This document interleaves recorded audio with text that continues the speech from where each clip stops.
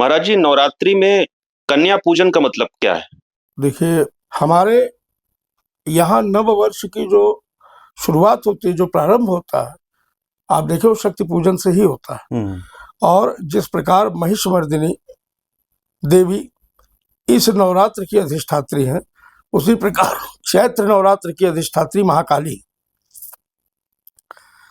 तो उग्रतम शक्तियों के प्रयोग से हम अपने जीवन की न्यूनताओं को समाप्त करें, इसका संदेश देता है नवरात्र। मूलतः मातृ शक्ति की आराधना का पर्व है। वह मातृ शक्ति जिसके बिना संसार का विस्तार संभव नहीं है। मनुष्य मात्र की ही बात मैं नहीं करता, समग्र सृष्टि का प्रकृति रूपा जो स्त्री है, स्त्री को प्रकृति कहा गया है और प्रकृति रूपा स्त्री है ही, वो प्रोडक्शन पावर है हमारी, और उसके बिना जीवन का विकास संभव नहीं है। उस मातृ शक्ति की पूजा है, प्रकृति की पूजा का ये पर्व है। आप ध्यान से देखें तो प्रकृति से जुड़ी सामग्रियों की प्रधानता होती है इस पूजा में। हम मिट्टी का कलश रखते हैं, हम उसमें शुद्ध जल, गंगा जल हो या कोई शुद्ध जल भरते हैं, आम के पल्लव रखते हैं।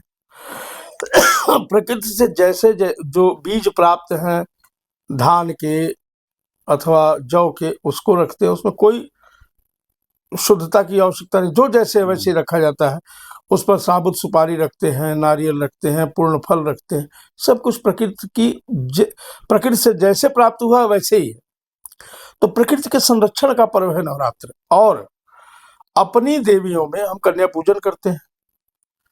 हमारी अघोर परंपरा में इस कन्या पूजन को प्रत्यक्ष शक्ति पूजन कहा जाता है।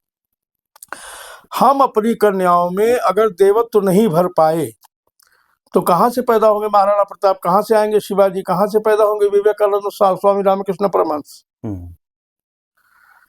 अपनी बच्चियों में, अपनी बेटियों में, अपनी माताओं में, अपनी बहनों में देवत्व की प्रतिष्ठा का पर्व है नवरात्र। इसीलिए हम उनकी देवी के रूप में उपासना करते हैं। प्रतिमाओं की उपासना अपनी जगह पे, यंत्रों की उपासना अपनी जगह पे, प्रत्यक्षता हम उपासना करते हैं देवी के रूप में अपने बच्चियों की। और इसका मूल उद्देश्य केवल यही है कि उनके भीतर देवत्व प्रतिष्ठापित हो, असुरत्व की तरफ वो न जाए, और उनसे आने वाली जो जनरेशन है, जो वंशावली है हमारी, वो देवत्व से परिपूर्ण पैदा हो। यही नवरात्र का उद्देश्य है।